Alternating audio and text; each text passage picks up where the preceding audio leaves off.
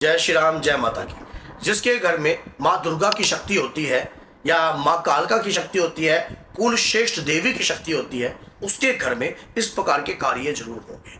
कैसे कार्य होते हैं, कैसे लक्षण हो सकते हैं, ये स्पष्ट कर देंगे कि शक्ति आपके घर में वास कर रही है। शक्ति की ऊर्जा आपके घर में है, आपके शरीर पर भी आ रही है और आपकी पूजा से ऊर्जा उत्पन्न हो रही है। ये वीडियो के जो मैं लक्षण बताऊंगा ये बिल्कुल सटीक है। पूजा के दौरान आपके शरीर के अंदर बदलाव होने लग जाता है। आपको लगता है कि मेरे शरीर में बदलाव नहीं हो रहा, अगर कोई नास्तिक इस वीडियो को देख रहा है तो पूजा करके देखे, धीरे धीरे उसके शरीर में अपने आप बदलाव होगा। बदलाव कैसा होता है? हम जब शुरुआत में माँ दुर्गा की पूजा करते हैं, माँ कालका की पूजा करते हैं, तो शुरुआत में हमारे साथ कुछ नहीं होता, लेकिन थोड़े समय बाद हमारा मन स्वयं का झूमने का करने लग जाता है कि मन में ऐसे मन करता है जैसे शरीर का आगे पीछे हिलना, अपने कंट्रोल से बाहर होना, शरीर में एकदम तरंग सी उत्पन्न होना, माँ का नाम लेते ही रोंगटे खड़े होने लग जाना, आपके आंखों से आंसू का अपने आप चल जाना, शरीर के अंदर अलग अलग प्रकार के मूवमेंट होने लग जाना। ये जितने भी लक्षण हैं, ये जितनी भी प्रक्रिया हो रही है, ये शरीर के ऊपर शक्ति का वास दर्शाती है। आपको अलग प्रकार की सुगंध आने लग जाती है। आपको चंदन की, मोगरे की, चमेली की दुर्गंध आती है, हवन की भी आती है। नवरात्रि में मेरे पास जब नवरात्रि में दरबार लगा हुआ था, तो नवरात्रि में जैसे दरबार लगता है सुबह शाम का, तो रात्रि को मैं अपने भक्तों के साथ बैठकर उनको साधना के ज्ञान दे रहा था। तो रात को 2:30-3 बजे का समय था और साधना के ज्ञान देते हुए अचानक उन भक्तों को हवन की महक मैंने महसूस कराई कि देखिए आपको हवन की महक आ रही होगी। हालांकि हवन तो उस दिन हुआ ही नहीं था, और हवन की महक एक आदमी को नहीं सभी को आई। कम से कम 10-15 भक्त बैठे थे, सभी को रात को 2:30-3 बजे के करीब हवन की महक आई। हवन की महक जिसकी भाव माँ के प्रति सच्चे होते हैं, या जिसके आत्मा माँ के प्रति समर्पण है, और उससे इस प्रकार की सुगंध, इस प्रकार की दुर्गंध और इस प्रकार की कृपा जरूर प्राप्त होती है। क्योंकि अगर माँ का ये जो ज्ञान प्राप्त हुआ है ना, जो इस प्रकार का कार्य प्राप्त हुआ है, इस प्रकार की जैसे उसको नेगेटिविटी की दुर्गंध आने लग जाएगी तुरंत। आप कभी भी देख लेना, नकारात्मकता कहीं से होगी तो उसकी दुर्गंध आ जाएगी, और सुगंध आएगी तो वो भी महसूस होगी। लेकिन वो सुगंध एक आम आदमी को नहीं प्राप्त होगी। एक आम आदमी को नहीं वो सुगंध प्राप्त होती है, और ना दुर्गंध प्राप्त होती है। कहीं से दुर्गंध आ रही है, बदबू आ रही है, तो आप एकदम यहाँ पे कुछ है।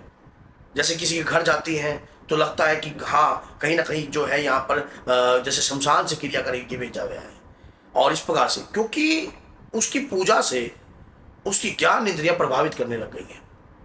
ये भक्ति पूजा पाठ जो व्यक्ति करता है, रेगुलर करता है, उसके शरीर के अंदर ऊर्जा का वास समा जाता है।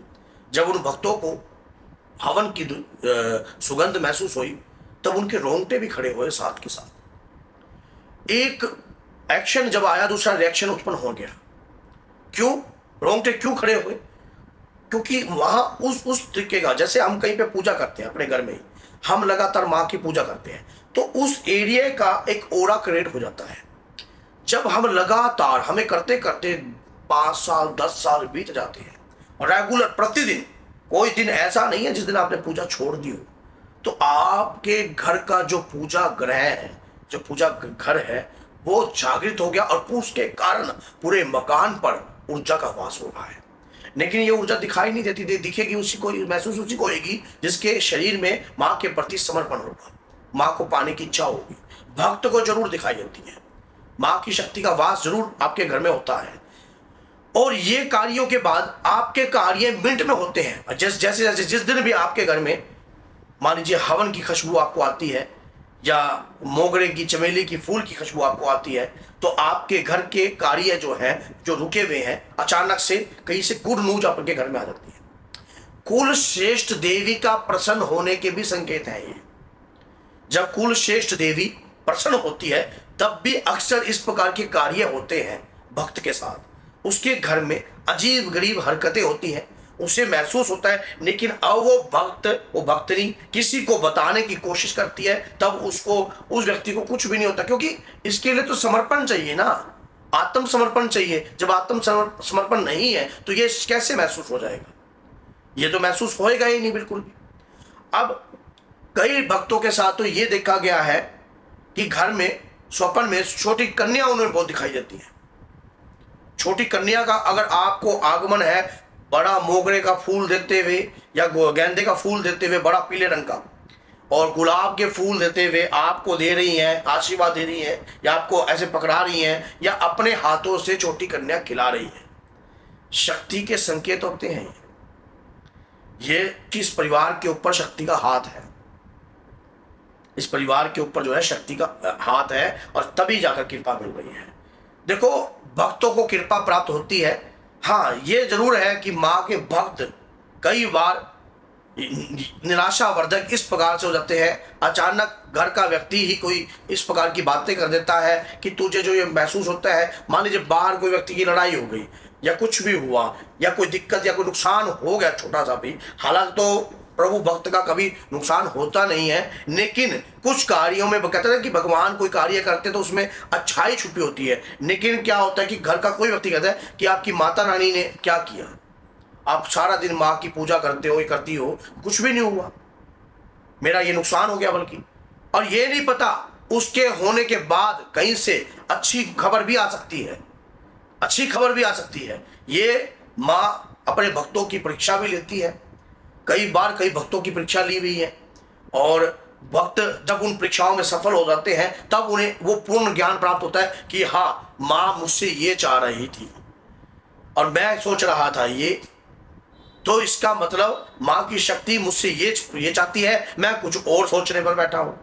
कई बार हमारे सोचने में भी फर्क हो सकता है, शक्तियां हमारे से कुछ और चाहती हैं, हम सोचते कुछ और हैं। जो कार्य होता है अच्छे के लिए ही होता है, प्रॉफिट कहीं से भी हो सकता है। प्रभु भक्त को कभी भी जो है किसी भी प्रकार का सामना करने के लिए तत्पर रहना चाहिए। अगर आपके भक्ति को भी कई बार माँ स्वयं किसी ना किसी रूप में आकर ललकार सकती है, आपके बच्चे भी अगर आपकी भक्ति को ललकार रहे हैं तो स्वयं समझ लेना माँ ललकार रही है और आपकी परीक्षा चल रही है। आप उन्हें एक ही बात बोलो, बेटा कोई बात नहीं, मेरा वक्त जवाब देगा। आप अपनी भक्ति को कभी भी आपके मन में आपके देवता के प्रति इस प्रकार के विचार उत्पन्न नहीं होने चाहिए कि हाँ, आपकी भक्ति में माँ तो स्वयं चाहती है कि आप पूजा छोड़ दो, क्योंकि वो एक बहुत बड़ा रहस्य है। माँ दुर्गा को छोटी मोटी शक्ति थोड़ा ना, जिसकी ब्रह्मा विष्णु स्वयं उनकी आरती करते हैं, स्वयं उनका ध्यान करते हैं, तो वो शक्ति छोटी मोटी है क्या? उस रहस्य को तो एक आम आदमी कहाँ से समझ पाएगा? तो माँ स्वयं चाहेगी तो हम समझ पा सकते हैं, नहीं तो हमारे तो ये समर्थ है ही नहीं हम उस शक्ति को पहचान पाए। तो ऐसे ऐसे संकेत आपके साथ हो सकते हैं, बहुत सारे प्रकार के संकेत हो सकते हैं, इसमें घबराना नहीं है, सिर्फ अपनी भक्ति और अपनी इष्ट पर विश्वास रखने की ऊपर बात है। तो अगर ये वीडियो अच्छी लगी है तो लाइक कीजिए, चैनल को सब्सक्राइब कीजिए, और आप कैसी वीडियो चाहते हो कमेंट बॉक्स में जरूर लिखिए, कोशिश करेंगे उस प्रकार की वीडियो बनाने की। चलो।